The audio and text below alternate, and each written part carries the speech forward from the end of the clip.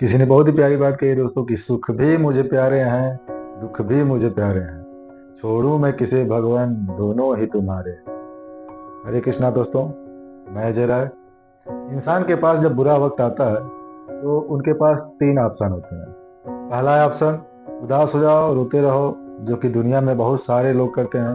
दूसरा ऑप्शन है situation, situation में जीना सीख लो, ऐसा भी बहुत सारे लोग करते हैं। और तीसरा ऑप्शन है जिंदगी के साथ साथ, जीने के साथ साथ एक लक्ष्य सेट कर लो। थोड़ी तकलीफ होगी लेकिन बाद में जिंदगी बड़ी मजेदार होगी, क्योंकि तकलीफों में अगर इंसान कुछ बड़ा सोचता है और उसके लिए मेहनत करता है तो वो इतिहास रच के ही मानता है।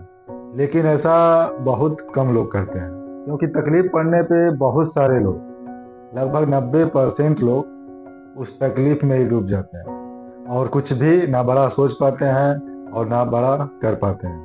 सुख दुख तो दोस्तों जीवन का नियम है। सुख दुख जिंदगी का नियम है, वो तो आता जाता रहेगा। लेकिन सुख दुख में पड़कर हम कर्म ही ना करें, ये तो मूर्खता है। जब भगवान ने स्वयं कहा है गीता में, कर्मण्येवाधिकारस्य मा फलेषु कदाचन, बस कर्म करते जाओ, फल की इच्छा मत करो। तो फिर चाहे सुख हो या दुख हो, हमें कर्म करना ही है, कर्म करना ही पड़ेगा। जब ये बात सत्य है तो फिर हम क्यों दुख में विचलित हो जाते हैं। हमें दुख में भी विचलित नहीं होना है, हम अपने कर्म पर अड़िग रहना है, अपने कर्म को करते रहना है। लेकिन हाँ, कर्म शास्त्र सम्मत ही हो, कर्म कोई गलत ना हो। दुख में अक्सर लोग गलत कदम उठा लेते हैं, गलत कर्म करने लगते हैं, गलत क्रियाएं करने लगते हैं, जो कि बिल्कुल ही गलत है, शास्त्र विरुद्ध है और वो दंडनीय है। तो ऐसा कोई दंडनीय कर्म ना करें। कर्म जो भी करें शास्त्र सम्मत हो, अच्छा हो, कल्याणकारी हो। इस धरती पर दोस्तों हर चीज हमें कुछ ना कुछ नया सिखाती है और हर चीज का महत्व है। तो फिर भला आपका कैसे कोई महत्व नहीं हो सकता।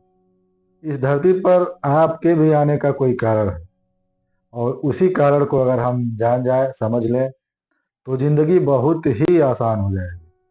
और उस कारण को जानने और समझने के लिए दोस्तों आपको इस शरीर से बाहर निकलना पड़ेगा, अपने स्वरूप को पहचानना पड़ेगा। इस भ्रम में ना रहें, इस भ्रम को त्यागना पड़ेगा कि मैं शरीर हूँ, आप ये शरीर नहीं है। वो आत्मा है, वो परमात्मा का अंश है, जो कि जिसके लिए हर चीज संभव है, कोई भी कार्य उसके लिए संभव नहीं है। और वो हर काम करने में सामर्थ्यशाली है।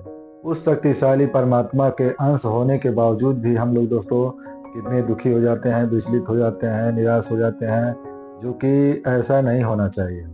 हमें अपने स्वरूप को पहचानना चाहिए, इस शरीर के बाहर निकल के पहचानना चाहिए।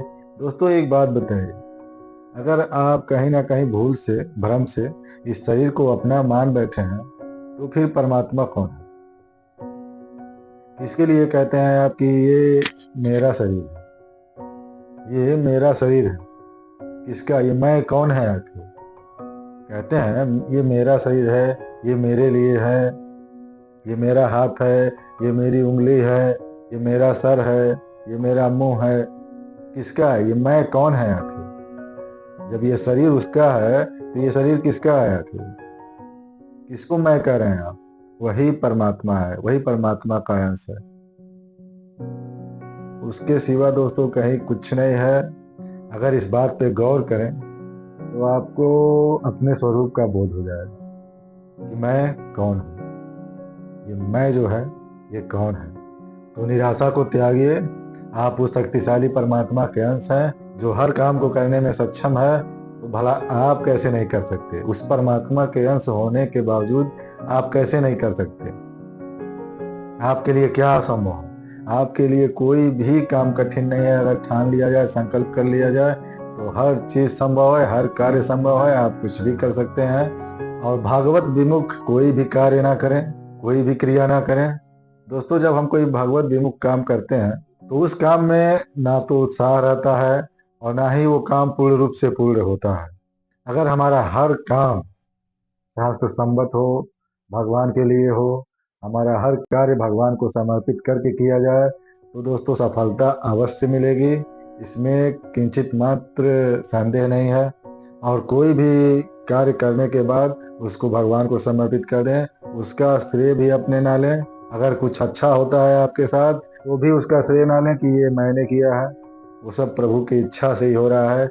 अगर दुख भी आ रहा है तो भी प्रभु की इच्छा से आ रहा है, और अगर सुख भी आ रहा है तो वो भी प्रभु की इच्छा से ही आ रहा है। तो सुख में फूले ना और दुख में प्रभु को भूले ना। राधे राधे।